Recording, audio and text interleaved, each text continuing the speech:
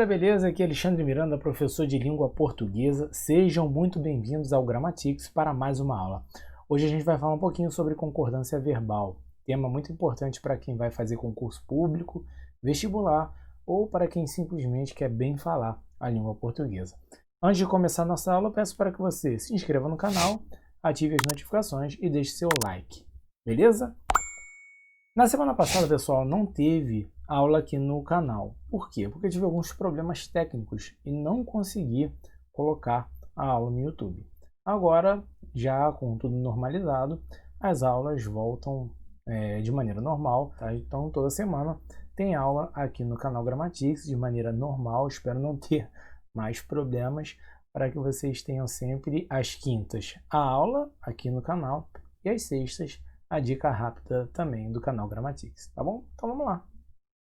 Falar um pouquinho sobre concordância verbal. O que é concordância verbal? É a flexão que ocorre para que o verbo concorde com o seu sujeito.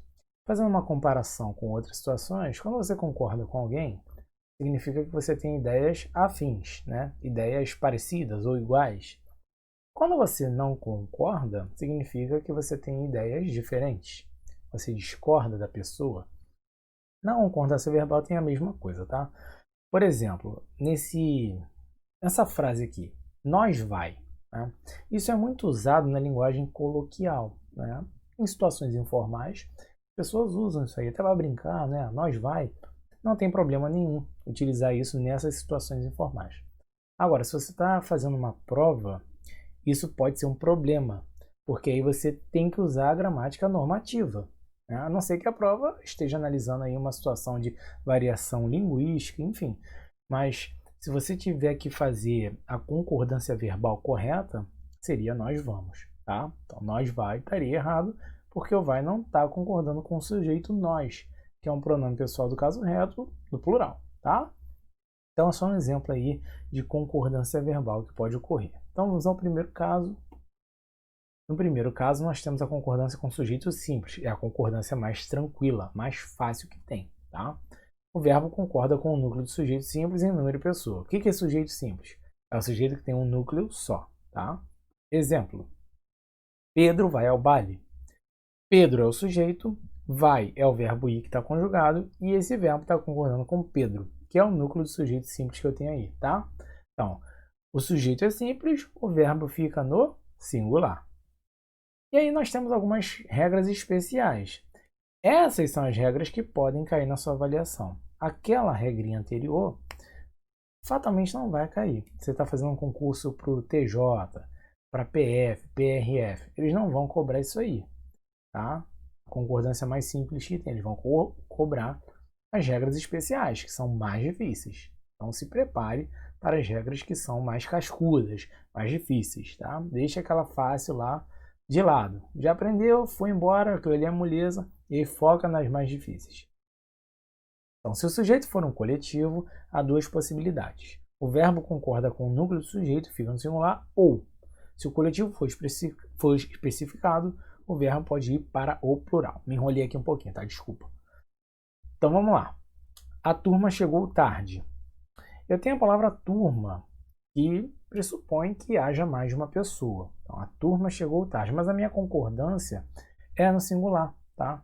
Porque com os termos coletivos, tá? Os sujeitos coletivos, a minha concordância é no singular, a não ser que o coletivo esteja especificado.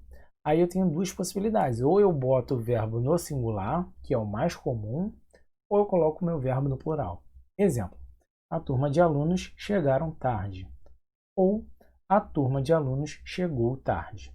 Essa é a concordância preferível, tá? A turma de alunos chegou tarde. Mas pode aparecer aí, a turma de alunos chegaram tarde, tá? E aí a concordância se dá com alunos, com o termo que está especificando esse sujeito coletivo. Tranquilo? Belezinha, né? Mas tem que prestar atenção para não dar bobeira nisso aí. Outro caso aqui. Se o sujeito for um coletivo partitivo, o verbo fica no singular ou vai para o plural. O que é um coletivo partitivo? Exemplo aí, ó. A maioria dos alunos chegou. Poderia ser a maior parte dos alunos chegou.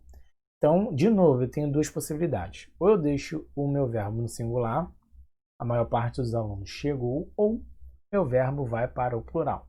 A maioria dos alunos chegaram.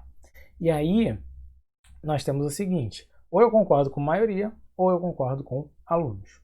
Igual à regra anterior, tá bom? Então, é mais uma aí para você prestar atenção. Se tiver especificado, você pode fazer a concordância de duas maneiras. Outro caso é a concordância com os pronomes de tratamento. E aí o verbo vai ficar na terceira pessoa do singular. Quais são os pronomes de tratamento aí? Vossa Senhoria cobra as taxas. Esse é um exemplo. Vossa Eminência deu o seu perdão. Vossa Excelência deu a sua sentença. Ou seja, nós temos aí os pronomes de tratamento. São vários, tá? Vossa Magnificência, enfim. E aí a minha concordância verbal tem que ser feita na terceira pessoa do singular. Nada de botar no plural, tá bom? Vamos lá. Com o pronome relativo que, o verbo concordará com o termo que antecede o pronome. Exemplo, fui eu que enviei a carta. Eu enviei. Por que isso é importante? Porque na próxima regra, que é essa aqui, ó, nós temos o seguinte, com o pronome relativo quem, o verbo concordará com o termo que antecede o pronome, como foi dito aí com o pronome relativo que, tá? Ou ficará na terceira pessoa do singular. Aí eu tenho duas possibilidades.